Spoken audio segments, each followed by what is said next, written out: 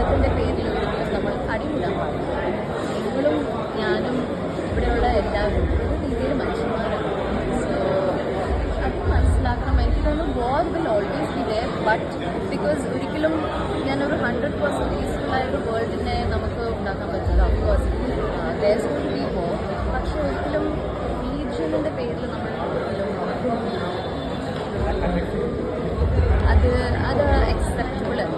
Because religion അല്ല ഇവിടെ നമ്മുടെ സ്നേഹമാണ് ആക്ച്വലി ഇവിടെ വേണ്ടത്. സോ ഐ തിങ്ക് ഇത് കുറച്ച് കോംപ്ലിക്കേറ്റഡ് ഒരു ടോപ്പിക്കാണ്. This lot of political involvement and also അത് കുറച്ച് കോംപ്ലിക്കേറ്റഡ് ആണ്. ഞാൻ കൂടുതൽ അതിലേക്ക് but I M believing for it.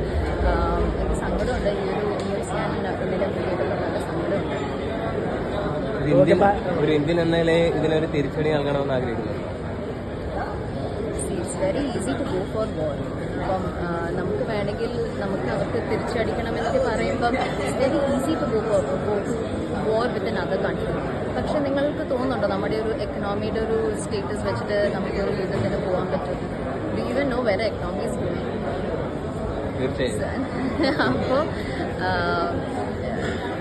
നമ്മുടെ രാജ്യത്ത് താമസിക്കുന്ന എല്ലാവരുടെയും ഒരു മനോവികാരം ഇപ്പൊ അങ്ങനെയാണ്. ഇതിനൊരു മറുപടി നൽകണമെന്നുള്ള രീതിയിലാണ് പറയുന്നത്.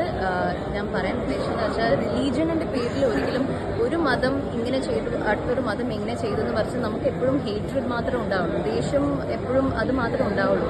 So we need to find a solution.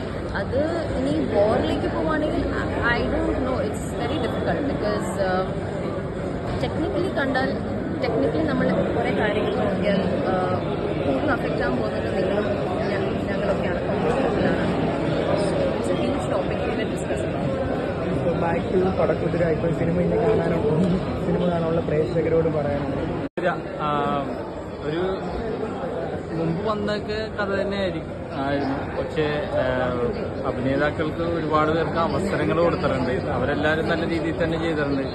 കഥ അങ്ങനെ നമ്മൾ അധികം പുതുമയൊന്നും പറയാനില്ലെങ്കിലും ഒരുപാട് ആർട്ടിസ്റ്റുകൾ അവർക്ക് അവസരങ്ങൾ കൊടുത്ത് അവരെ നല്ല രീതിയിൽ തന്നെ വിനിയോഗിച്ചിട്ടുണ്ട്. കോമഡിയാണോ?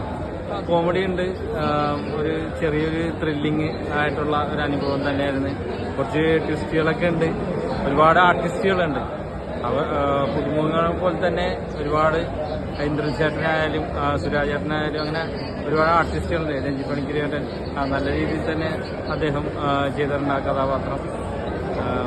എന്തായാലും ഒരു കണ്ടിരിക്കാവുന്ന ഒരു ചിത്രം തന്നെ.